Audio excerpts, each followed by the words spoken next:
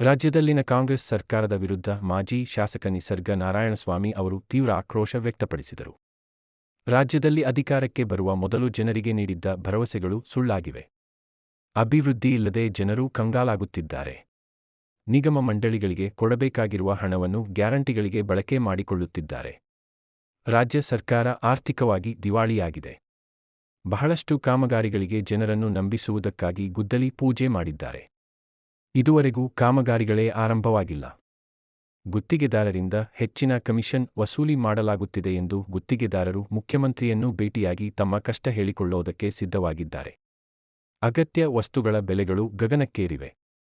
ಇಂತಹ ಸರ್ಕಾರದ ಜನವಿರೋಧಿ ನೀತಿಯನ್ನು ವಿರೋಧಿಸಿ ಪ್ರತಿಭಟನೆ ನಡೆಸಲಿದ್ದೇವೆ ಎಂದರು.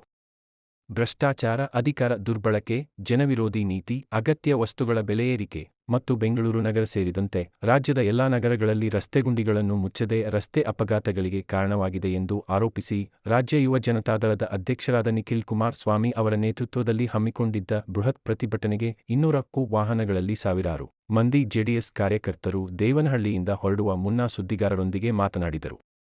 ಜೆಡಿಎಸ್ ಜಿಲ್ಲಾಧ್ಯಕ್ಷ ಬಿ. ಮುನೇಗೌಡ, ತಾಲೂಕು ಅಧ್ಯಕ್ಷ ಆರ್. ಮುನೇಗೌಡ, ಪುರಸಭೆ ಉಪಾಧ್ಯಕ್ಷ ಜಿಎ. ರವೀಂದ್ರ, ಕಲ್ಯಾಣ್ ಕುಮಾರ್, ಬಾಬು, ಕೋಡಗುರ್ಕಿ ಮಂಜುನಾಥ್, ನಂಜಪ್ಪ, ರಮೇಶ್, ತಾಲೂಕಿನ ಜೆಡಿಎಸ್ ಮುಖಂಡರು ಹಾಜರಿದ್ದರು.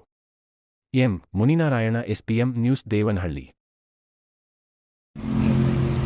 ಮತ್ತು ಅವರು ಕೊಟ್ಟಂಥ ಭರವಸೆಗಳು 5 ಪಂಚ ಗ್ಯಾರಂಟಿಗಳು ಯೋಜನೆ, ಆದರೆ ಸಮಯಕ್ಕೆ ಸರಿಯಾಗಿ ಹಣವನ್ನು ಮಹಿಳೆಯರ ಅಕೌಂಟ್ಗೆ ಹಾಕದೇ ಇರ್ತಾರೆ.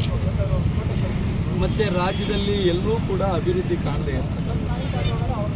ಮತ್ತು ರಾಜಕೀಯ ಕಿತ್ತಾಟದಿಂದ ಜನರು ಸಂಕಟದಲ್ಲಿರ್ತಕ್ಕಂಥದ್ದು.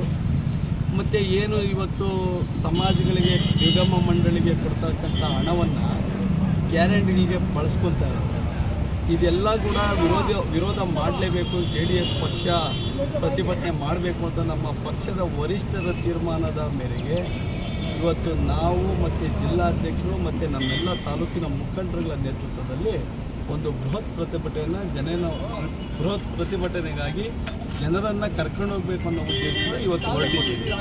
ಇವತ್ತು ನಮ್ಮ ಎಲ್ಲ ಮುಖಂಡರುಗಳು, ನಮ್ಮ ಪಕ್ಷದ ಪ್ರಧಾನ ಕಾರ್ಯದರ್ಶಿಗಳ ರವೀಂದ್ರ ಅವರು, ಮುನೇಗೌಡರು ಮತ್ತು ಜಿಲ್ಲಾಧ್ಯಕ್ಷರಾದಂಥ ತಾಲೂಕಿನಾದ್ಯಂತ ನಮ್ಮಲ್ಲಿ ಸುಮಾರು 200ಕ್ಕೂ ಹೆಚ್ಚು ಗಾಡಿಗಳನ್ನು ಈ ಒಂದು ಪ್ರತಿಭಟನಾ ರ್ಯಾಲಿಯಲ್ಲಿ ಭಾಗವಹಿಸಲಿಕ್ಕೆ ಹೊರಟಿದ್ದೇವೆ. ಇವತ್ತು ಸರ್ಕಾರ ಜನವಿರೋಧಿ ನೀತಿಯಾಗಿ ಧಿಕ್ಕಾರ ಆಗಬೇಕು. ಜೊತೆಗೆ ಅವರು ಏನು ಕುರಿತುಕೊಂಡಿದ್ದ ಅಭಿವೃದ್ಧಿಯನ್ನು ಇದರಿಂದ ಸರ್ಕಾರ ಎಚ್ಚೆತ್ತಬೇಕು.